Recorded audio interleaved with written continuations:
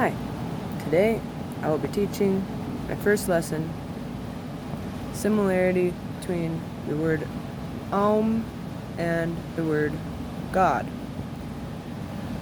Both have 3 letters and both start in the back of the mouth and end at the front of the mouth.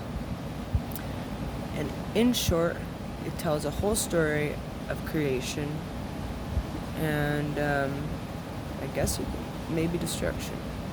Beginning, middle, and end. It tells a story of creation. So with the sound ah and g, that's in the back of the throat. Oo and ah, that's in the middle of the mouth.